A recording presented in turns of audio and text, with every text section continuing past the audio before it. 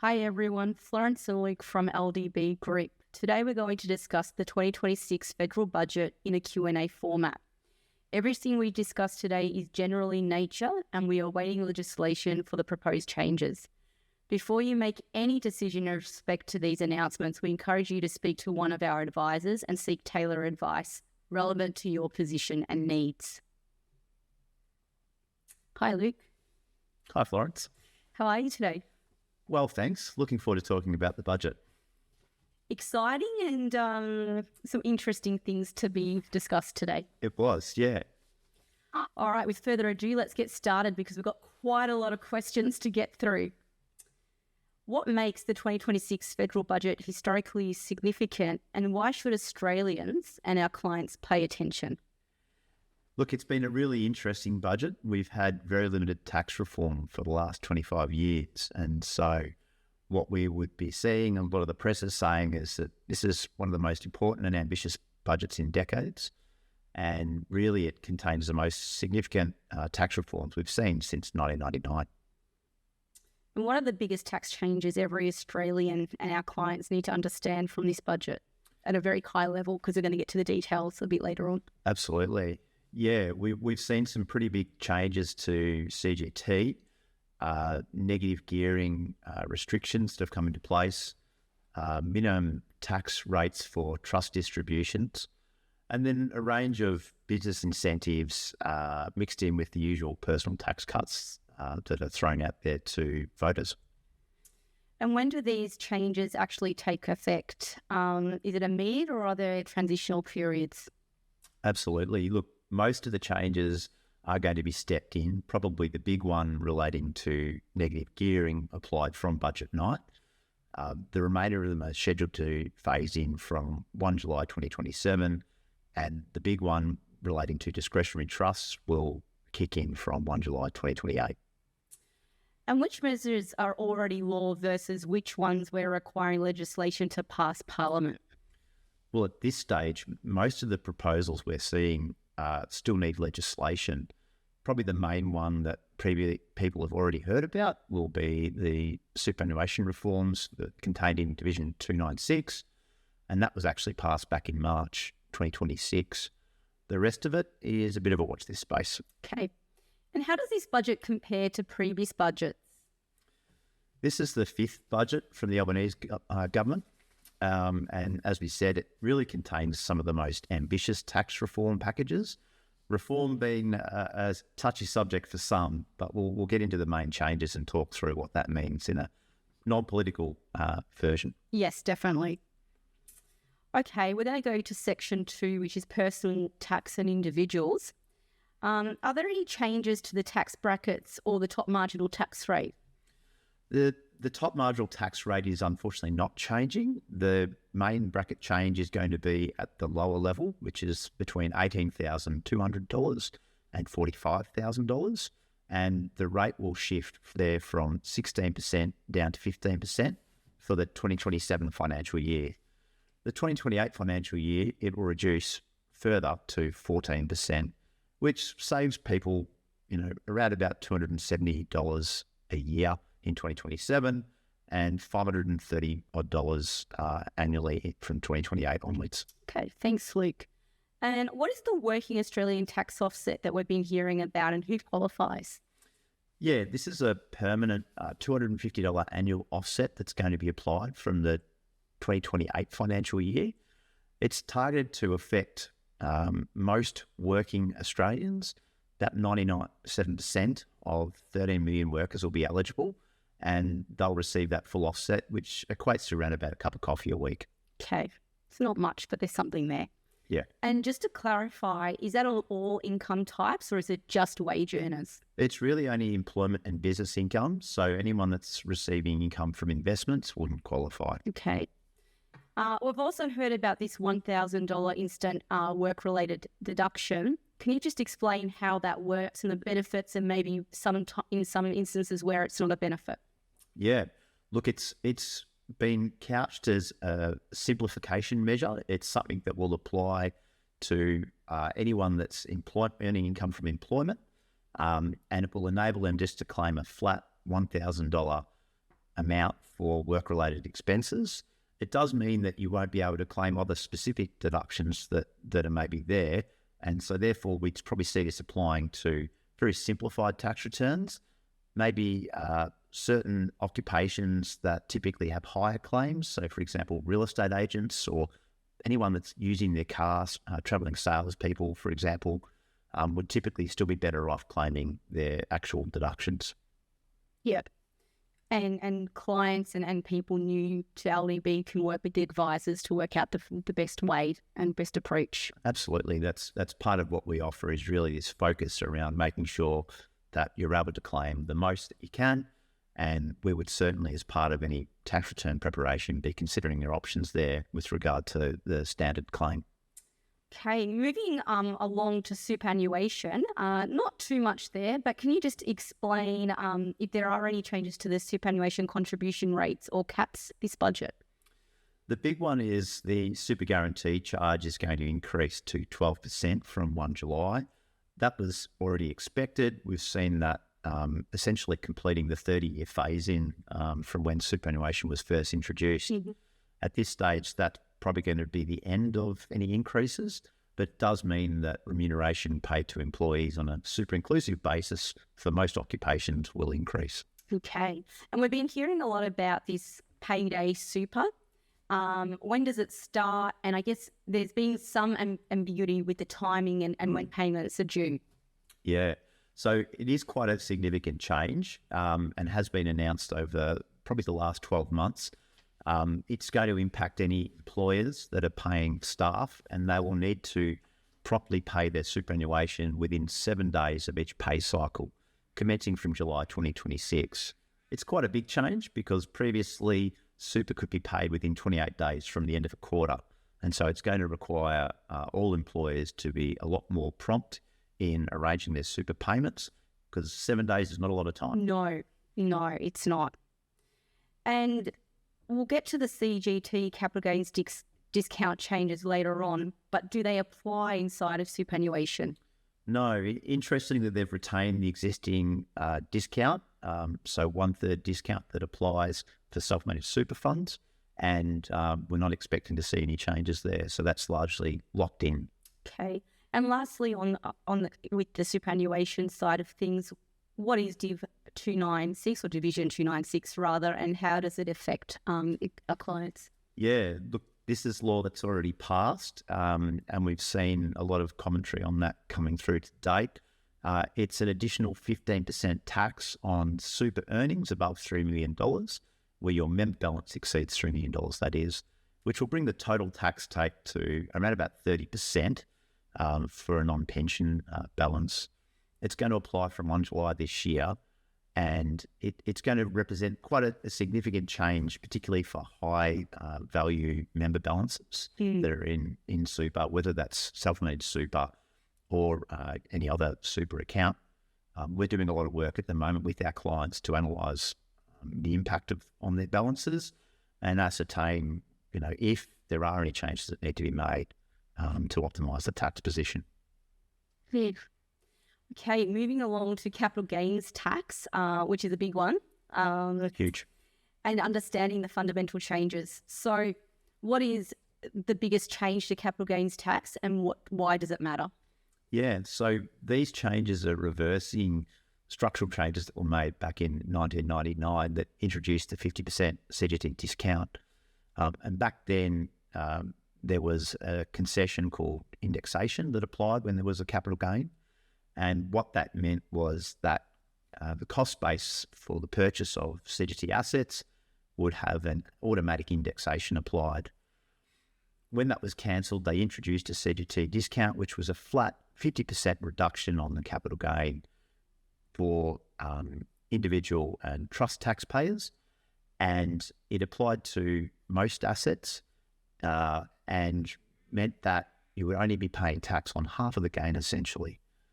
These changes are going to reverse that and bring back in the original intent of the law that was there in place in 1999. And we'll talk about some of the detail from here. Yeah. So speaking of which, how does indexation work? I guess you have and compared to the 50% discount. Yeah.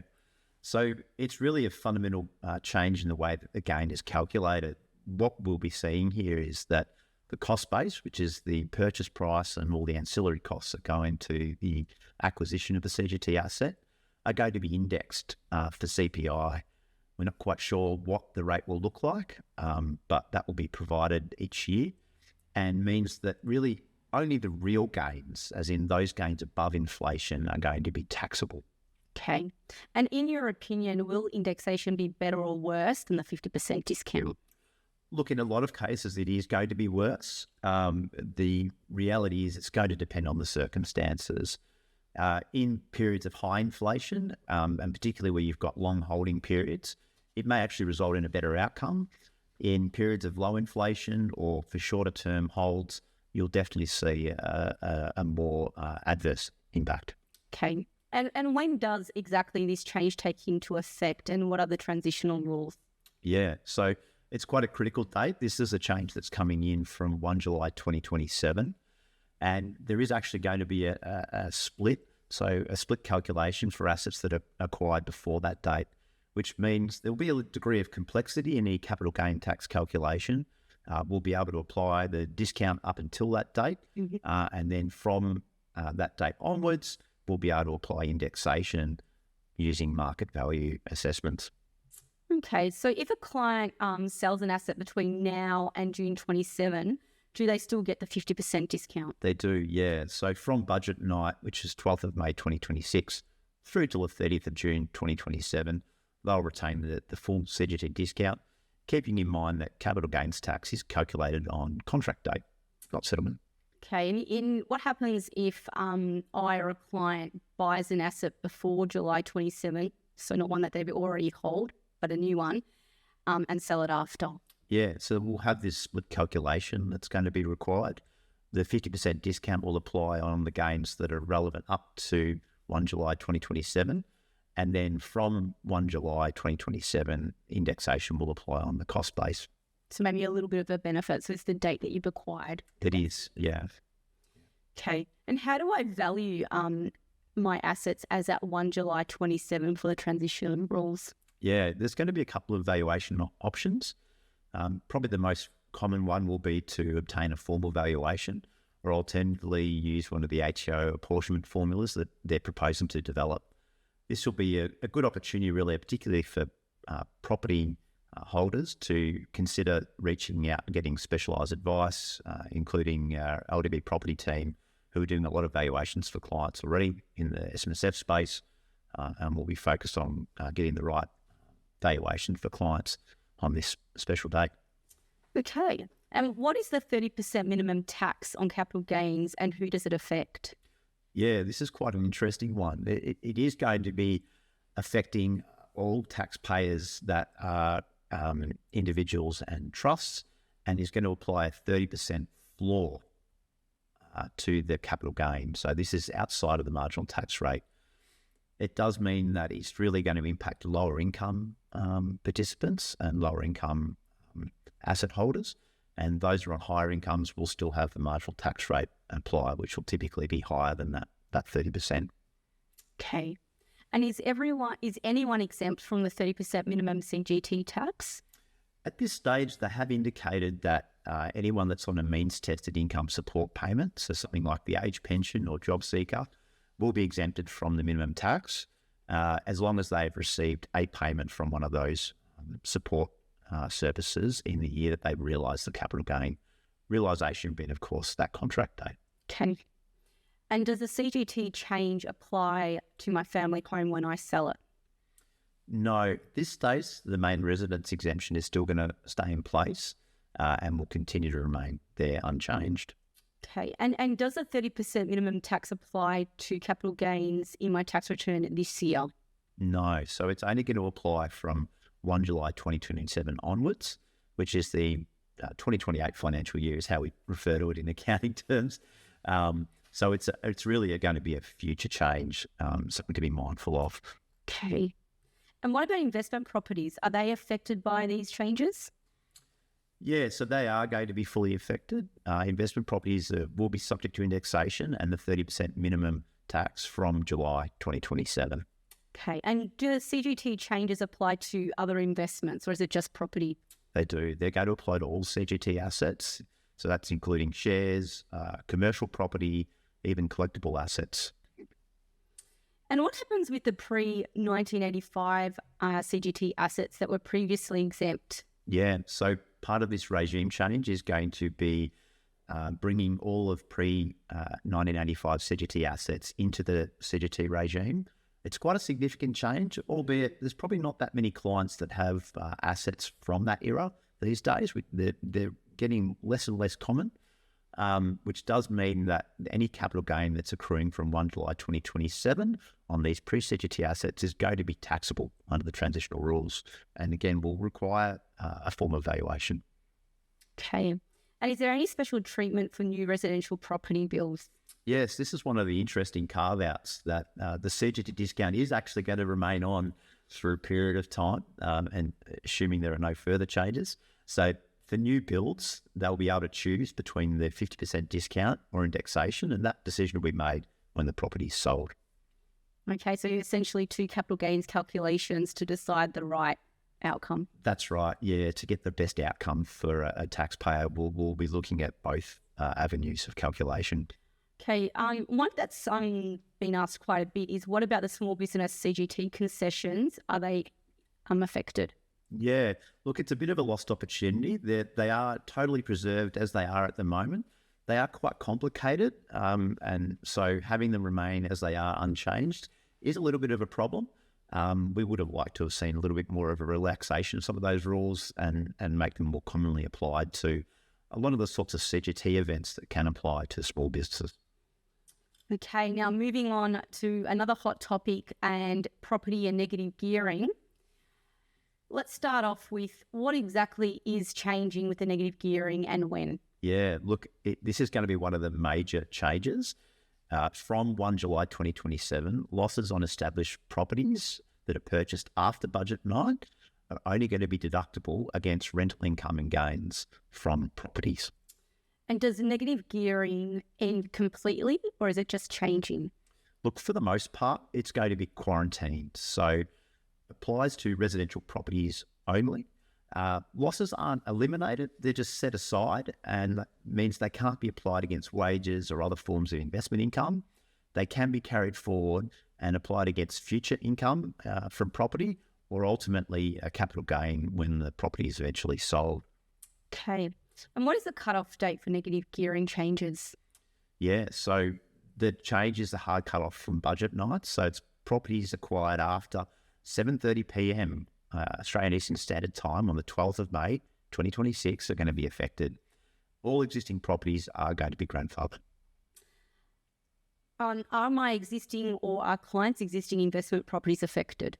Yeah, so grandfathering means that properties that were acquired before budget night, basically having a signed contract before budget night, are going to remain the full ability to be negatively geared. Keeping in mind that negative gearing tends to unwind over time because of the increase in rent and the expectation that over time borrowings would be repaid on a typical P&I loan. Okay.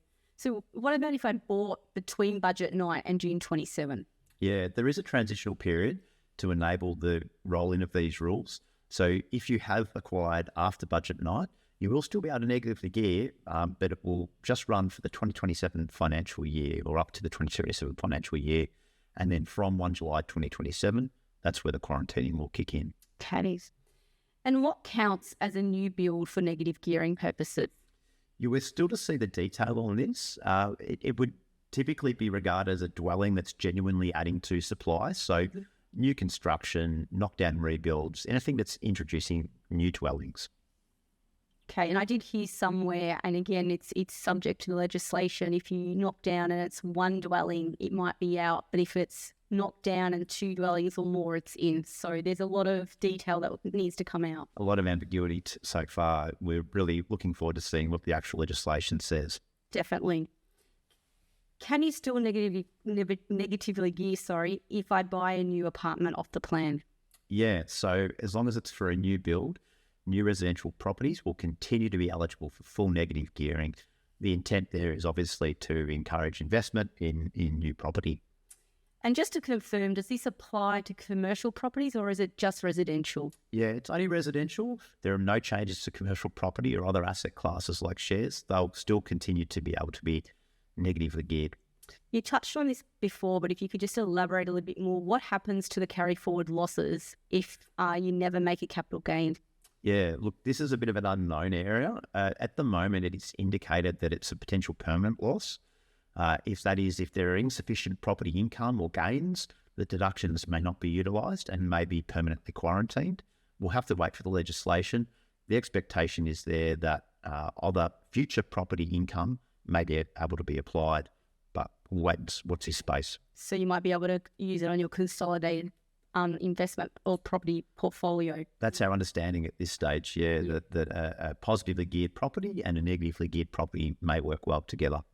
Okay, and if that property makes a loss when you sell it, are the losses quarantined? We just don't know. We just don't know yet. Yeah. All right, are self-managed super funds affected by negative gearing changes? No, they're not. So they're exempted. So SMSFs, managed investment trusts, which are widely held trusts, and other super funds are excluded from negative gearing restrictions, keeping in mind that negative gearing in a SMSF environment is a fairly complicated space requiring limited recourse borrowing arrangements. Okay, moving to the next topic, discretionary trusts and family structures, another big one. There's a lot of changes. What is the 30% minimum tax on discretionary trusts and when does it start? Yeah, so this is one of the major changes from the budget.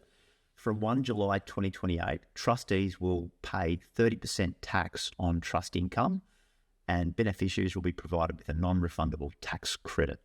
So that means that the trustee will be paying tax on behalf of beneficiaries and they'll be able to provide a credit that they'll claim in their tax return, but it won't be able to generate a refund. So if their marginal tax rates are below 30%, there'll be an impact. Okay. And how does this change affect income splitting strategies in family trusts? Look, it is going to reduce flexibility quite a lot. Income can no longer be effectively taxed below 30% average rate, regardless of the beneficiary's marginal tax rate. It's going to impact a wide range of people, particularly in the small business end of trading, where we see traditionally a lot of discretionary trusts used. And which trusts are exempt from the 30% minimum tax? Yeah, there are a couple of exemptions. It is designed to apply to what we call a non-fixed trust or a discretionary trust. So exemptions would include fixed trusts, widely held trusts, all super funds, special disability trusts, deceased estates, charitable trusts, and testamentary trusts that are fixed, existing as at budget night. And one that I've had lots of phone calls from clients about is what happens with corporate beneficiaries that are known as bucket companies. Yeah. So there is quite a concern at the moment that double taxation will apply. It was indicated in the budget papers that was the case. It does seem a little bit unfair and run sort of counter to the way the imputation system's designed to work. That would mean that corporate beneficiaries may not receive a credit for 30% trustee tax, or if they do, they won't receive a franking credit, which would otherwise enable them to release a franked dividend down to underlying shareholders. So the way it currently reads in our understanding is double taxation effectively. Essentially, yeah. Okay. Should someone wind up their family trust before 28? Look, I think the answer is that they should consider restructuring out of the arrangement depending on their circumstances.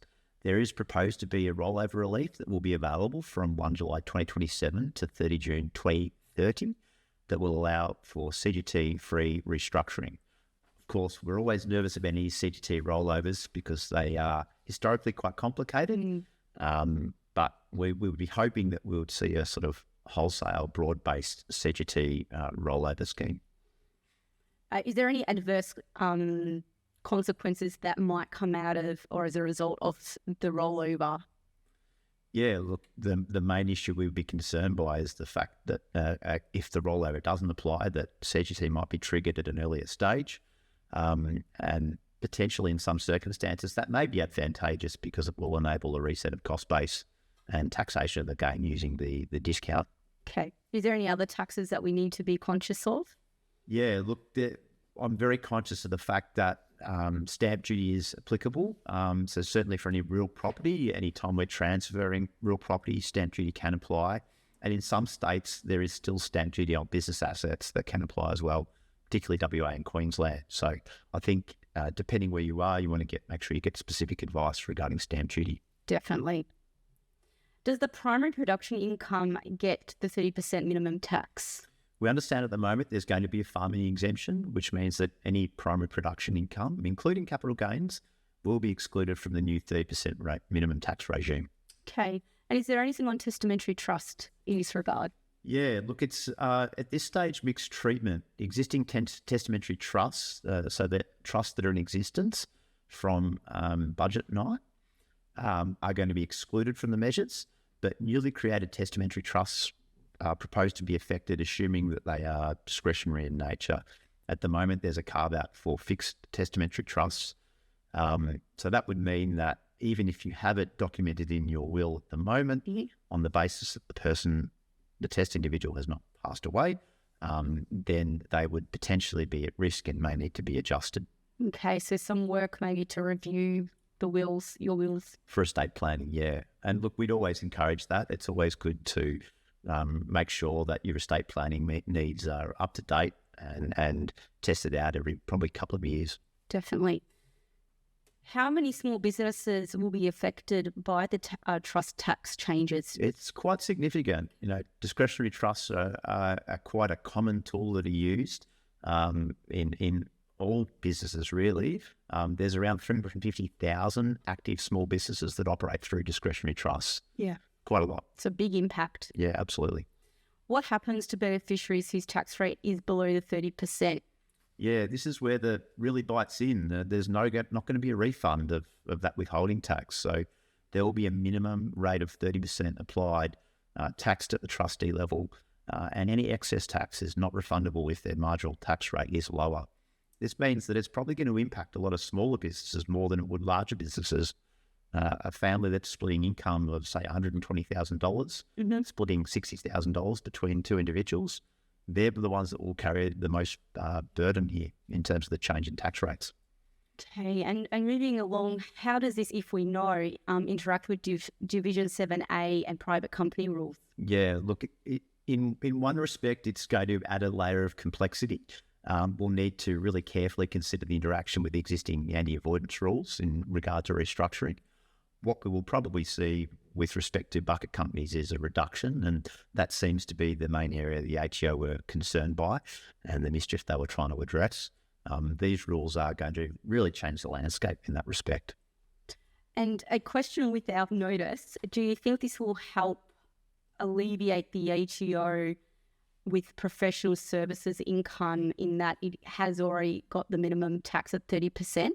Yeah, I mean, it would seem from the change that's going to apply, that minimum 30% is going to lead to a lot of professional services taxpayers that maybe previously were operating on a green, orange and red scheme are probably going to start dropping down and fall out of the red scheme. So look, it's going to be really interesting to see what happens there. Yeah. Sorry, everyone. Can I still use a trust for asset protection purposes? Yeah, look, this is one of the challenging things that we find. We use discretionary trusts for more reasons than just tax minimisation. Discretionary trusts are used very specifically for asset protection. And so I think there is still a case there to use them in certain circumstances. It's just that it's going to be far less tax effective, particularly where there's maybe income splitting involved or a broad pool of beneficiaries that you're distributing to. Okay. Is there any good news for small businesses in this budget? Look, there are a couple of positive measures. They have finally announced that they are locking in the $20,000 instant asset write-off, so that it's a permanent change, which is a big relief. It tends to be one of those measures that the government announces as a benefit each and every budget, yes, which is much the same year in, year out. So a permanent announcement and a permanent change here is a welcome relief. There's also going to be the restoration of the loss carryback rules that will enable a training company to apply tax losses that are incurred in a year to income that was earned in previous years. We'll cover that in more detail. And there's been some changes around the R&D incentive that will make that concession a little bit more available and favourable. Okay. Well, getting into the level of detail, what are the loss carryback rules and how can one benefit from them? Yeah, so it's going to be a cash flow boost to companies where they have turnover less than $1 billion. And it's going to enable them to carry back tax losses to offset tax paid in the previous 2 years from 2026 to 2027 financial year. So next financial year. Next financial year, yeah. What are the new startup loss refund rules? Yeah, this is a slightly different set of rules designed to really support startups and eligible startups that have turnover less than $10 million will be able to access a refundable tax offset for losses in the first 2 years. This offset is going to be capped at the amount of FBT and PAYG withholding that's been paid and will apply for the 2028-2029 financial year. Okay, so we've got a lot of dates that we've got to keep in mind. We do, yeah. This concession is quite a bit further into the future. And it's really, because of the structure of that concession, is going to be focused around employment for startup entities. And are there any changes to the company tax rate? Unfortunately, no changes. The company tax rate will remain unchanged, and they're really focusing in on these incentives and other integrity measures. Okay, so speaking of which, what's changing with the R&D tax incentive? Yeah, they're reforming that incentive. So the core R&D offset rate is going to increase 4.5 percentage points to a flat 50%. And the refundable offset is going to be extended to businesses with turnover greater up to $50 million. Okay. And under 10 years old. Yeah. Okay. More complexity. Lots of thresholds to remember. Yes, dates and thresholds. Yeah. Moving along to the electric vehicles and FBT, which was a great incentive that was brought in a while ago. Yep. There's a few changes there. So what's changing with the electric vehicle FBT exemption exactly? Yeah, look, I think they've identified that it is perhaps a little bit more widely accessed than was anticipated. And so they're planning a phased reduction of the concession. So the full exemption will continue for the 2027 financial year. And then the threshold will reduce from $91,000 to $75,000 for the 2028 and 2029 financial year. After that date, we'll only see a 25% reduction on the taxable amount for FBT purposes. So those concessions are going to unwind over time. Okay. And just to confirm, I think those might be FBTs. That's right. Yeah. Yep. Sorry. Yeah. Yeah. Just to confirm. If I'm getting an EV through my employer now, am I affected? Yeah. So there's going to be grandfathering applied. So as long as the arrangement's entered into in that particular year, the existing arrangements will remain. So if you currently have an EV and have acquired it in those earlier years, then your existing FBT exemption will apply. Thanks, Luke. Okay, so there's a lot to unpack there, and I'm sure many of you have lots of questions, and please call your LDB advisors. But in your opinion, what's the single most important thing viewers should understand from this budget? Yeah, look, this is one of the most significant restructuring of taxation that we've seen in 25 years. So it's really important to get out there and seek professional advice. There are going to be a lot of changes, a lot of dates that are going to be particularly relevant, and particularly regarding property, CGT and trusts, there's going to be a need to consider each situation on its merits. And how can LDB help provide reliable, personalised advice on these changes? Yeah, look, professional guidance is recommended in this case. The changes are technical, as we mentioned, so we'd be really happy to deploy our really qualified tax advisors, financial planners, to model the impact of these changes to particular circumstances, and where we're identifying opportunities to improve the tax outcome, make recommendations around that. Definitely. Now, we'll test your memory here. What are the key dates to remember? Yeah. Look, there's a couple of critical timelines that are relevant. 30 June 2027 is going to be the last day for the 50% CGT discount. From 1 July 2027, CGT and negative gearing changes are going to commence. And then the big change regarding trust will come in from 1 July 2028. The rollover period for restructuring is going to apply from 1 July 2027 through to 30 June 2030. Hit 3 years. Yeah. Okay, and how can clients stay informed as legislation develops and comes through? Look, it's very much a case of watch this space. We really need to see the draft legislation and then see what the Treasury consultation papers contain. Ultimately, from there, we'll expect some ATO guidance on how they're going to apply the rules that are released, and then we'll be looking to provide more professional updates as they become available. Okay, and yeah, look out for our LDB newsletter and social media, LinkedIn posts, all those. Yeah, we'll put some content out there. Last question, and then I'll let you go. What's your number one piece of advice for navigating these changes? Yeah, look, don't panic and rush into a decision. I think we need to make sure that we're modelling individual circumstances. We do have a number of transitional periods there that we can strategically look at and take our time to make sure that we make the right decisions. I don't think there's a need to go out and rush to make investment decisions driven by tax changes. So you really should be seeking expert advice in the space. Yeah. Definitely. Thank you, Luke, for your time. Thank you, viewers. And if you have any questions, please reach out to us. Thanks. I'm better. Thank you.